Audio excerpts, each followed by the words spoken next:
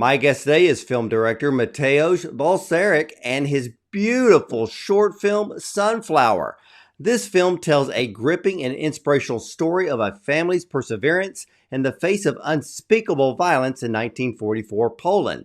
Now, Mateusz is a Forbes 30 under 30 lister, is known for blending deeply personal stories with universal themes, and as the founder of Sounds Better Productions with offices in London, Warsaw, and LA, he leads the company in producing premium content across scripted series, feature films, and unscripted shows. His previous work includes the Spectrum TV documentary Cerro Gordo in 2020, along with professional experience at Norman Lear's Act 3 Productions and Bob Shaye's Unique Features.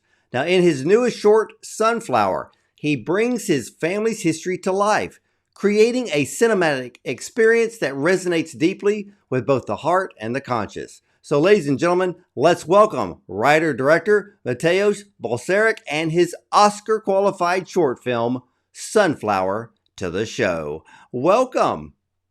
Thank you. Thank you so much. I'm really excited to be here. Well, I love this film. It's absolutely cinematically beautiful, and I understand that the story is a personal one. Can you share that story with us? Yeah, for sure. So I still remember my grandma telling me this story when we're having like Christmas Eve or all of the family gatherings when I was very young.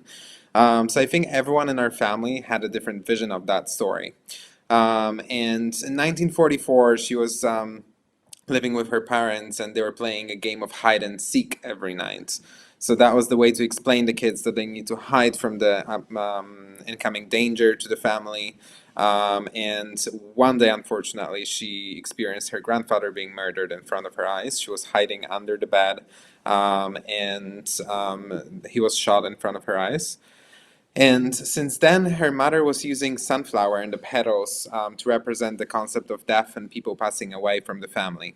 So we really wanted to merge like those two elements, like the game of hide and seek and the sunflower, to make sure we do show like what she was going through as a kid, as a 5-year-old at the time. And I think that's the most powerful element of that story, that it's the perspective of the kid towards the war and that experience that I think it's still very much applicable and relevant today in the current world and all of the political conflicts out there.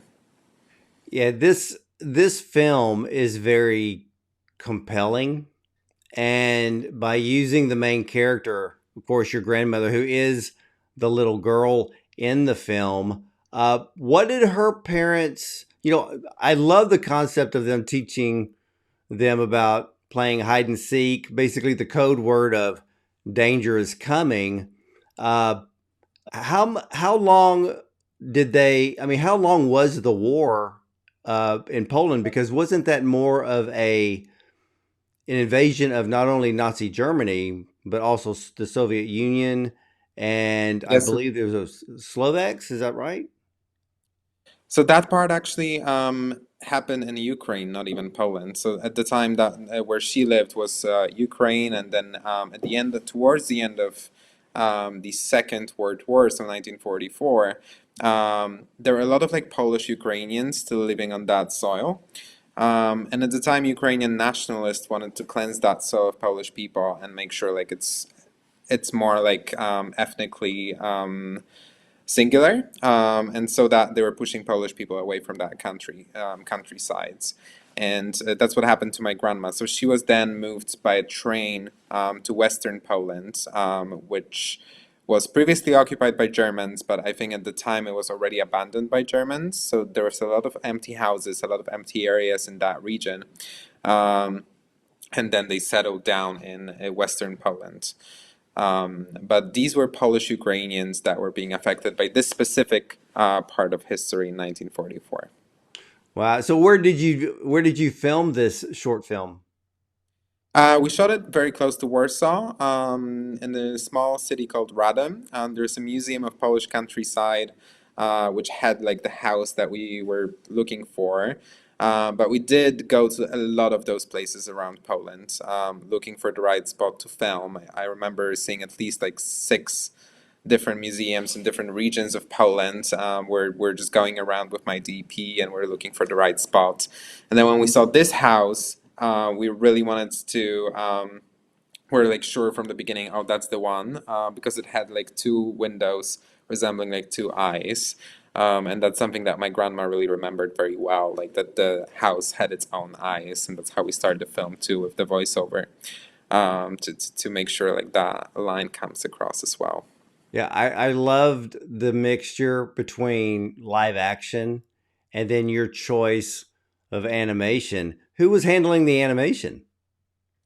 We had an amazing animator actually in LA, Olivia Valdez. She's a film independent fellow, but she brought this idea of how to make that happen so we can actually mix different forms of stop motion animation. So it's not even the same one in every parts of the film, but we have like different forms of that. Like one each of them is like one of them is like made of like several different image like little pieces of petals. Then the other one is just different images put together. So that was also a fun experience to go through. But we wanted to make sure it comes across as childish and as simple as it can be. Well, yeah, because she's the lead character and she's very very young. So you don't want to Yeah. have the film, I guess pushing the adult side of things because there has to be this sense of innocence. And that's one of the things that I noticed about this film. In the midst of war and in the midst of other adults, you have this little girl that still looks through her eyes that the whole world is still innocent, it's beautiful, it's at peace, and that's what I really picked up from her side of things because even though she saw her grandfather die in front of her, she was still expecting him to come back. Yeah, I think that's what we wanted to highlight, like what kind of world we're taking away from those kids affected by those conflicts. Like we know that they have their own like imagination, their own view of the world. They don't necessarily know what's happening, what's being taken away from them. And we really wanted to make sure like this is a kind of like a metaphor of all of those conflicts and what's being taken away from those kids. And here, obviously, the kid had different vision on what actually happened. She does. My grandma still does remember two things from that day. The three gunshots that we highlight twice in the film, to make sure like that comes across, and then stepping on the floor full of blood in the morning. These are the only two things that she still remembers to that day. But back then, I think it doesn't really matter where she was like physically, and that's also why we don't even highlight the year of the film or like the exact location in the film, because it's not important for the kid. Like the kid is just going through what she's being exposed to, but like in reality she doesn't know like why is this conflict happening. Like she didn't do anything to affect this conflict as well. So we wanted to make sure like it's as simple as like as applicable to like anything universal in that sense as it can be, to go deeper into this child's perspective.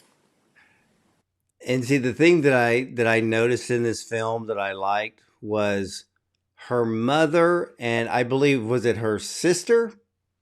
Older sister, yeah. Yeah. Now the older sister is a little different because the mother, even though they had this game of hide and seek, and it basically was the code word of that there could be impending danger coming, so go hide. Mm-hmm. But the mother never caused stress to the child. Like maybe in severe worn torn areas where half the buildings are blown up, children would be in absolute terror and fear, but in this situation the mother did everything she could to keep her child safe but also at peace and not to feel that she has to worry about anything. I mean, not worrying about danger, not worrying about where, food is going to come from. She's being taken care of. And that takes a lot of courage and a lot of wisdom from the parent. I think so. I mean, this child's innocence, right? The element is really, really important here, and making sure like you're not taking those things away, you're not taking away their childhood. And maybe that's another thing about the older sister. Maybe she gave all of those things away too quick to her, and then that was her way of like making it right this time with her second younger kid. And that's what the older sister was kind of like frantic about for a long time, that she was being exposed to all those things. She knew everything, that the grandma was dying, and we were in the midst of the war, and she wanted to have that child experience that she didn't have. And I think that's also like another layer that we wanted to add, why she's being not happy with everything that's happening, and kind of like detached from the story too. She's going also through like a very hard time here. But then moving back to the mom for a second, like she obviously had a very strong vision of the house, like the home. And I think back then, generally speaking, like the value of the house and the symbolic importance it had for the family was huge.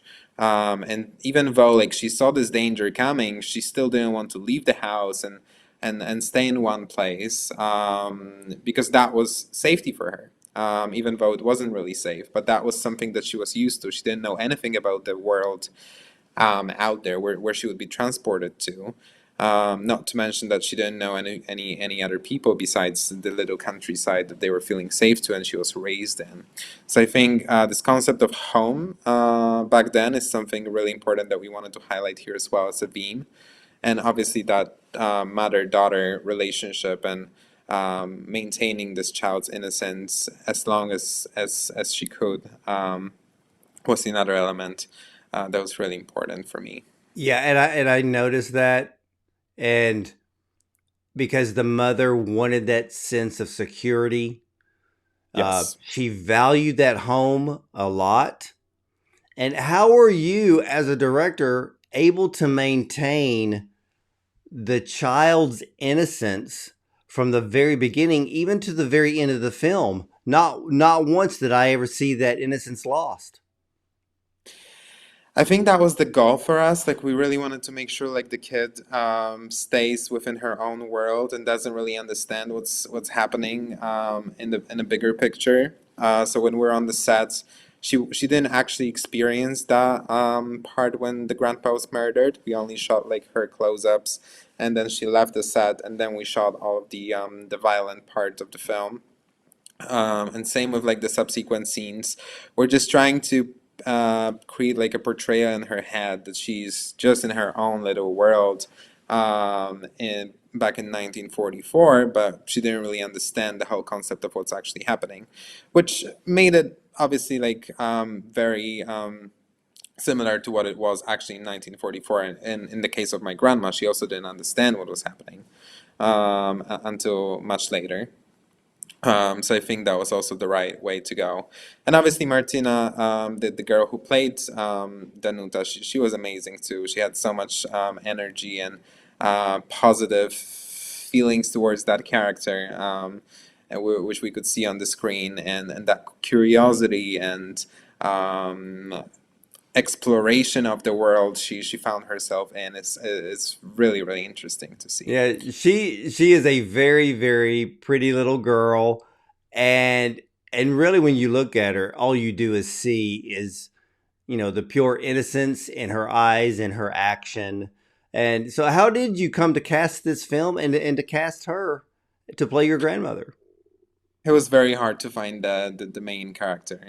It took us weeks and weeks and weeks to find the right person. I think I auditioned like nearly 200 kids before we came across Martina. But since I saw her, like I knew that's the one. And then I was still like quite scared because I did not work with kids before on set as a director. So it was a big challenge for me myself as well. But I think in the first hour, the first 2 hours of set, I asked Martina, can you move like slightly to the left? And then she replied to me, she said, my left or camera left? And since then, I knew I'm working with a professional actress on set at the age of 6. I absolutely love that. And now, since your grandmother was the one that told you this story, what did she tell you that when her grandfather was shot in front of her, did she realize that he had died? That's what she doesn't really remember. I think she was in shock, and that's why she only remembers those two elements, so the gunshots and the blood. But she was like in her own little world. She was very scared, I think, at the time, and she doesn't remember that vividly to what she thought about the whole situation. She only remembers like what her mother and her sister were telling her later. Um, but she doesn't remember that well, and I'm pretty sure like that's because like she didn't really understand the the thing that's happening around. At least that would be my guess. And we're talking with a lot of people about it too, like when writing the script and making sure it's like as authentic as it can be. And I think she was just like in her little shock, but also like trying to find answers to what just happened. And that's what we kind of do with obviously the continuation of the hide and seek game in the film, and then Sunflower. She's trying to create like her own vision of what happened in her head, um, in my opinion at least, and that's what we wanted to come across in that film. But my grandma was very engaged in the whole process of writing the script and even doing all the production design elements. She remembers like very little elements, such as, for example, a metal cap that his grandma was using for his tea in the evening, and you can see it in the beginning of the film. She made it very clear in the beginning that we need to have this metal cap. And she worked with our production designer, Rafał Osiński, who's actually amazing. He worked on films like the recent Hunger Games, Bridge of Spies, and he built most of the interior of the house himself. So all the cabinets, the bed, the table, the chairs, all of those elements were brought by him. And of course, the kerosene lamp that we use in the film in the beginning that brings the light, brings the warmth into the room. He actually brought 8 different lamps to the set to choose from. So for me, which was also a great element that we had on set. Yeah, you really paid a lot of attention to detail in Oh, for this sure. film, even to the floor with some of the straw and the dust. Everything was so authentic in this film. And I also like the use of the sunflower because for her, the sunflower brought her a lot of peace during a very trying time for the whole family. It did, I think. It did bring the color into the whole situation. It did bring explanations and like the answers to what actually happened, at least in her own world. I think that sunflower is symbolic, not even in a sense that it's oh, it's the people passing away. It's actually the color amidst the whole like war scene, which is super gray, very dark. It brings out that childish element into the film, and I love how this like orange color is bringing those elements in the film. So in the beginning, you might see that scene when the grandfather gives them the crayons, gives the kid the crayons, and then we have the lamp, which is like very strong orange. And then later on, when we see like more of that inner world of the kid, we also see the sunflower and its colors as well. We really wanted to make sure that comes across quite strongly. I was Um, wondering about the orange color because I even noticed that in the animation you had two darker orange colors of the petals of the sunflower. So what did the two petals actually signify? Because I thought one could have been your grandmother and one was her grandfather, which I believe is your great grandfather. yes, so that would be the first one. Red was signifying the dad of my grandma, so my great grandfather, who was already fighting in the war at the time. So he left the family, and then the second petal was turned red after the grandfather died. So they both signified people that left the family. Ah, and there's something else about this film that I love because when I see films in which the time period has to do with war, a lot of times those films come across as very cloudy and gray and cold, but you didn't do that with this film. No, we wanted to make sure like it has some color in it. Like we still wanted to stay with the kids, stay with the imagination world and the crayons that brought so much joy to her in the beginning. Wanted to make sure that comes across and still like it wasn't I don't believe for the kid it was a dark world, dark and cloudy world. It was more of very colorful countryside, which was beautiful and peaceful during the day, and then the war happened at night to them. But still, like the lights and the colors of the grass and the house around everything that surrounds the house, it was supposed to be very colorful. And I think that we did the same with the sound design. When obviously you can hear a lot of those like tiny little sounds that I think kids would pay more attention to. From the beginning, we wanted to make sure they're very vivid, very bold. Every touch of the pencil, every movement of the flower, it comes across like very much in your face. And I think that's what happens to kids. They're like paying attention to all of those things happening in the house. They're being kind of distracted by the whole thing, which was very interesting to me also, like to learn at some point. And we wanted to make sure that works also that way. Yeah, and that was the first thing that I noticed when I started watching your film was the cinematography. And because it is absolutely beautiful, but it captures the time period perfectly. So, who was your cinematographer? It was Łukasz Dziedzic, who I'm very thankful to. He was the first one to bring on my team.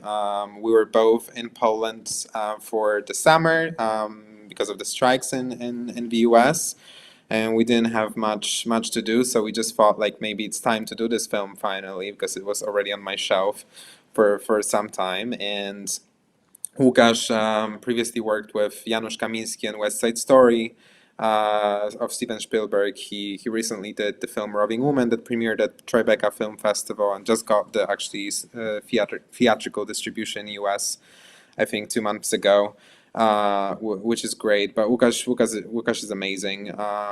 It was a true honor to work with him, and we had very similar vision of that film. Wanted to make sure it's like very authentic and the colors and the grain and all of those elements come across as similar to that period as it can be. So, what did you film the film with? Was it digital or did you actually use real film? It was digital. We used our Arri Alexa LF for the film, but the settings that he used make it seem like it's a film. That's an excellent camera, by the way, too. So, um, would you know what lenses he used? I have no idea which lenses he used, but from what I remember, were all like the prime lenses, the most prime lenses you can get Yeah, I out there. always kind He's of wonder. very he's very particular when it comes to like the equipment that he works with, and same with the crew actually. Um, Everyone from the AC all the way to Gaffer, these were people who are legendary legends in Polish cinema, working in on movies like Cold War, Ida, Corpus Christi, the Oscar-nominated ones. So he brought an amazing team for every single part of the camera and light team. I love it. Sometimes I kind of wondered when they because with that particular camera, some people will go with the Nikons, some people will go with Leica. So I'm always kind of curious on the technical side what cinematographers choose to use for a particular film. But how did you manage the sound effects for this film? Well, so we worked with Formosa Group, so one of the best teams in the world, I think. And our sound engineers, Bobby Banks and Greg Hedgebeth, they worked on movies like Batman, Once Upon a Time in Hollywood, Dune 2. So they brought a lot of like ideas into the film, and I think the whole sound design just adds another layer to this film. Like without the sound design and all those little elements that they've created, and seeing them creating those sounds, even like the movement of the pencil, how they did it like themselves with like different movements of their hand and recording it in studio later on, that was just amazing. And then we had also another Foley team, which was actually in Poland, They recreated over 650 sounds for the film, of different footsteps and movements of the door and the lamp, touching of the lamp, touching sunflower. All of those little elements just came together so beautifully later and added something I would never expect from that film before. So when we were actually doing the final sound mix at Paramount Studios in LA, we actually had an amazing sound mixer too, David Tischauer. I think he worked on Once Upon a Time in Hollywood as well. He just did something beautiful with the film, and then obviously we added music on top.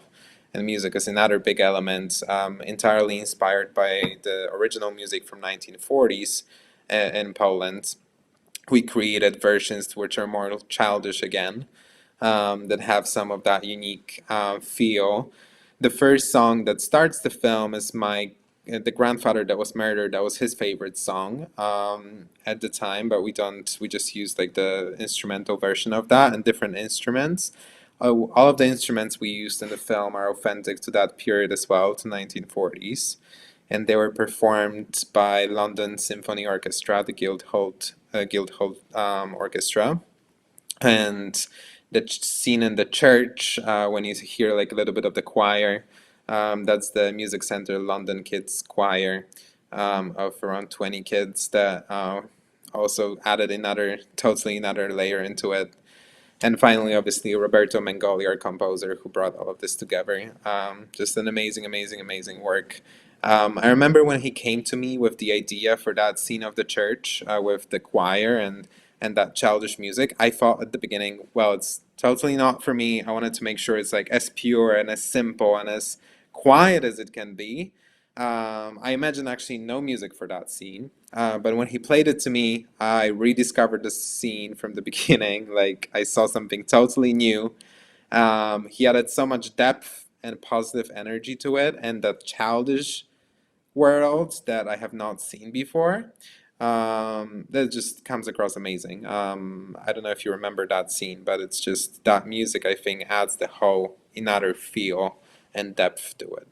Well, I actually, one of my favorite scenes in this film is the church scene, um, because not only was the location of the church spectacular, I mean, we see cathedrals that are all made out of stone, maybe hand painted ceilings, but here is a church that's completely made out of wood, and it has this heavy look to it because it's wood, but it's also very, very warm. And you're right, the music score for that scene, yes, it doesn't overpower the scene, and so it Hmm. blends so well together. It does, especially that we are following that little kid going to the altar and discovering her sunflower. We have something new, but yeah, the church is also amazing. The interior is actually different from the exterior. So the interior we shot, I think, north from Warsaw in like a little countryside. The church I absolutely love. I think it's from 1200s, if I remember. Very original, not altered too much. I don't think it's active anymore. I don't think there's that many services there. Um, but when I saw that church, like I knew that's the one. And from the exterior, that's a church that's actually in the Countryside Museum in Radom as well. So where we shot the other location. That's incredible. I mean, how long did it take you to even find that location of the church? It took us a long time. I was looking a lot for churches that are well, they need to be like at a significant age as well, because in that region, most of the churches were from 1200s, 1300s, so at least like 500, 600 year old. It also had to be like quite small. It could not have been like a cathedral, like a huge church that would be a bit overwhelming. It had to be like a small countryside church. Um, and then obviously a lot of those churches in Poland are now severely like changed and altered, and like they use a lot of technology in them as well when it comes to like speakers and all of those elements. We wanted to make sure it's like as simple and raw as it can be. Here we also had to like remove some elements. Our production designer made sure like it's as pure as it can be. But still, like I think this church was just beautiful from the beginning. I knew like I want to shoot there, and it was a very nice day. Yeah, and you're right. When you see the interior of the church, it is small, but it still has this grand classical feeling to it, but it takes you back to the time period. Now, I am actually shocked on how old that church is because, I've seen buildings that are from the 15th and 16th century, but to go back to 1200s, that is that's rare. But one of the other things that impressed me about this film was, and back on the music, is that you used or inspired by original war songs from 1940s Poland. So that just adds to the element of this film that every element and aspect is true to the story and it's as authentic as possible. The music in that time had such a huge power over the community. It was the only source of entertainment for them. So obviously the music had to play like a significant part, and that's what my grandma told me so many times.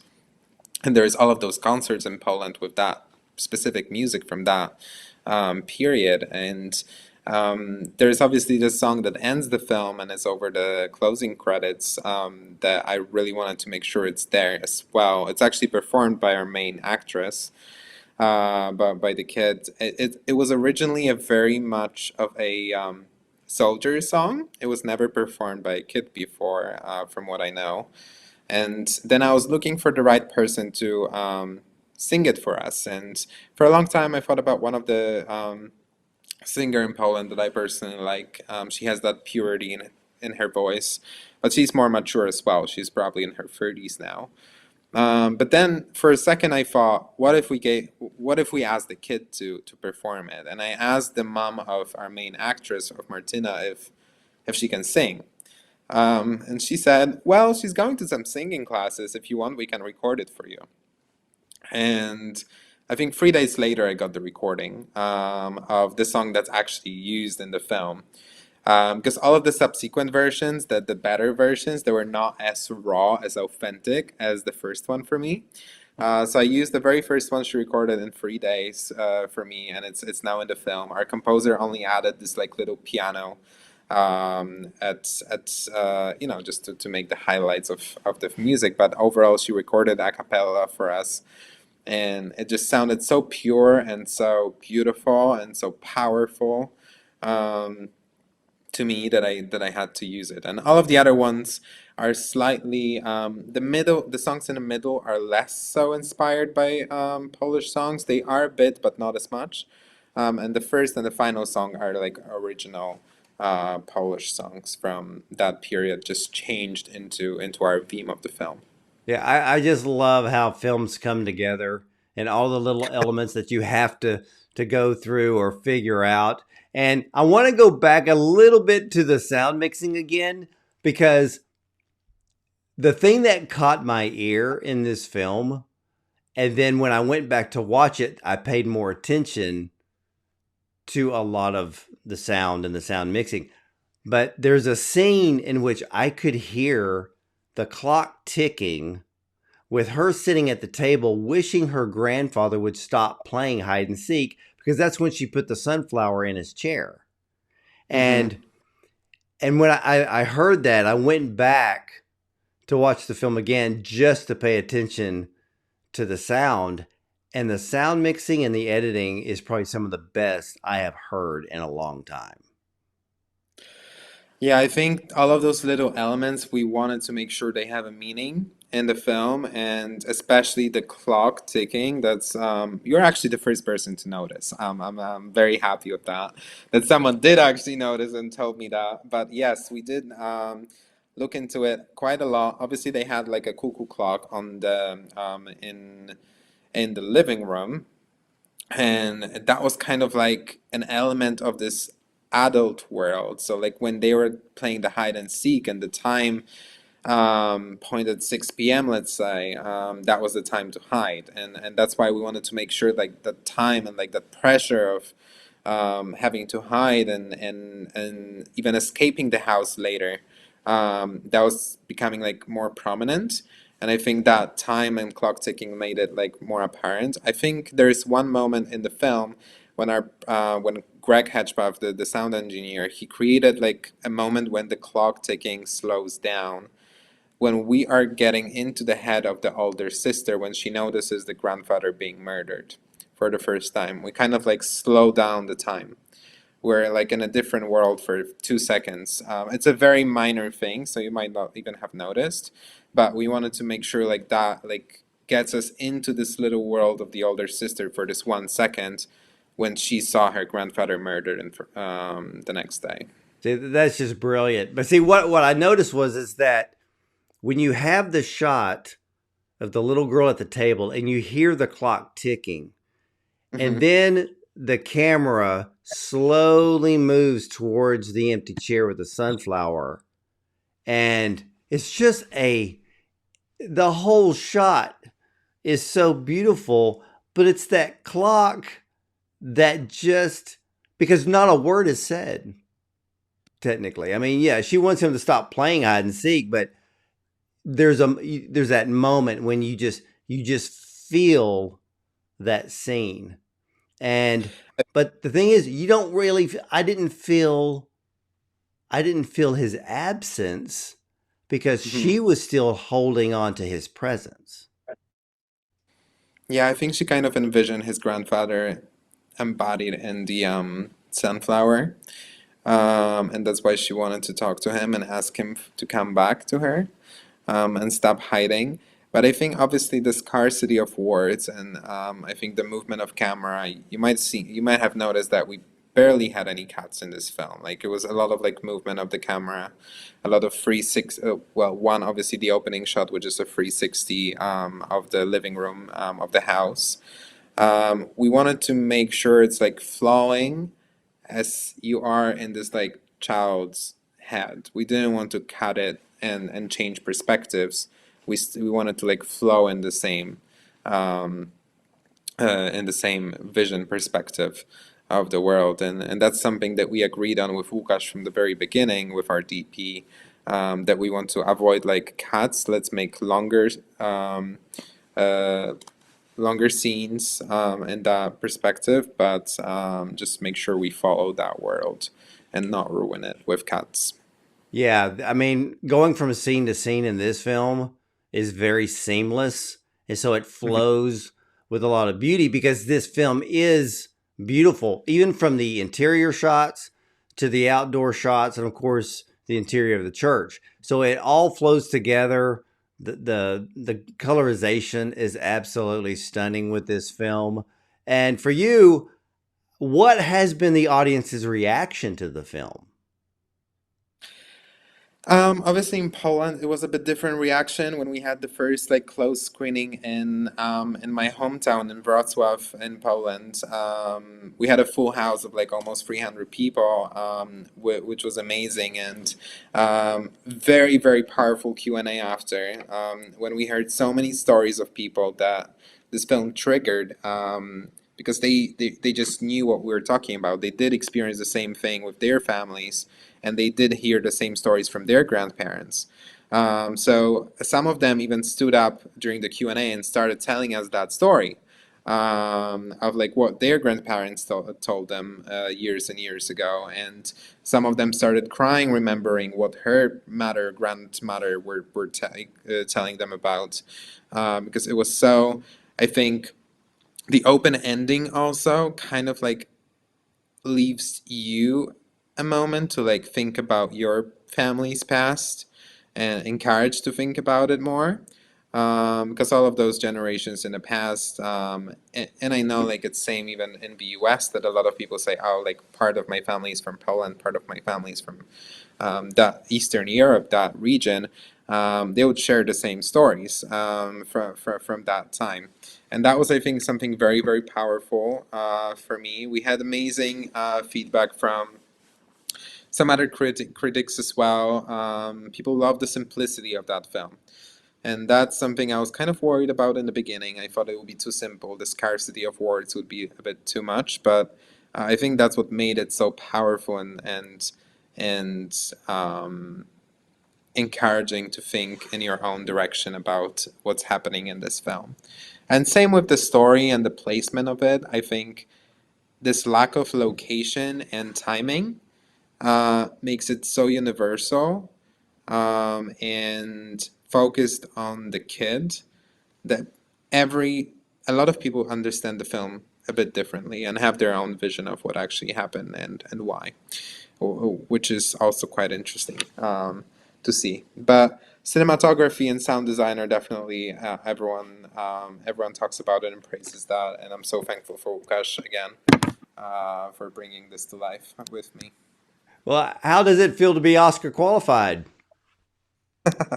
It's obviously exciting. I'm excited. We'll see what's gonna happen in December. We want to make sure like everyone, as many people can see it as we can reach. I think that was the goal with the film. I wanted to make sure like this tribute to my grandmother has as many eyes as it can, and those people can actually experience this and can understand, know this story. And also, even with all of those things happening these days, I think the metaphor of this whole like three generations of women striving through war is something very unique, and this approach is not being often taken. I think there's not many movies that talk about the child's perspective during the war. We're talking about the whole like experience as a political conflict, but we're not talking about the kids that I think are being the most affected by all of these things, because that best time of their life is being taken away from them. And that's why I wanted to make sure like it comes across and reaches as many people all over the world as it can.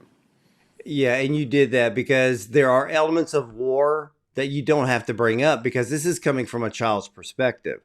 And it's going to Exactly. be from a perspective of innocence. Sometimes it's best not to know what's going on, but that you do pay attention and you do mind your parents. If they tell you to go play hide and seek and it's a code word for something, you go do it without question. So all of those elements were in this film. And yeah, you have an absolutely stunning film, and it is absolutely Thank deserved to be Oscar qualified. thank you. Thank you. We are really excited about that path as well, and so we'll see what's gonna happen next month. Fingers I know crossed. the short list is coming up, and ladies and gentlemen, Sunflower. This was inspired by the true story of Mateusz's grandmother, and this film tells a gripping and inspirational story of a family's perseverance in the face of unspeakable violence. Now, in a war-torn country, young Danuta and her family play a dangerous game of hide and seek with soldiers. Amidst the chaos, she finds comfort and hope in a sunflower that connects her back with her loved ones. Now, set in 1944 Poland, ravaged by war, this beautiful short captures the vulnerability of a child lost in the violence of war and the beauty that exists in the smallest of things, such as a sunflower, which symbolized not just survival, but acted as a thread that tied her back to her loved ones. And again, this film has qualified for the 2025 Academy Awards. Now, Sunflower is an incredible, beautiful short film. The cinematography has a beauty that stands out amongst many of the Oscar qualified films this year. Now, the story moves from frame to frame with incredible grace and ease, yet captures the tenseness and the sadness of the realities of war.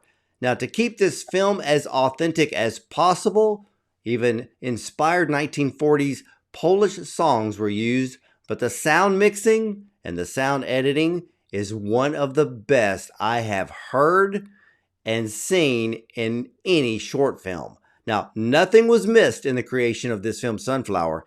It absolutely, again, absolutely deserves to be Oscar qualified. And who knows? In the next few weeks, we're going to see if this film makes the Oscar shortlist. So only time will tell. But if you have the chance and the opportunity to see Sunflower, you need to be sitting in the theater. And for many of you many of you Academy members, you need to tap into the Academy portal, and this is a film you need to watch. So, Mateusz, I want to thank you so much for sharing your incredible film with us today. Thank you for having me. Well, it was an absolute joy to break this film down. And again, ladies and gentlemen, keep your eye out for Sunflower. So I want to thank all of you for watching and listening. And as for me, I'll either see you at the movies or from the red carpet.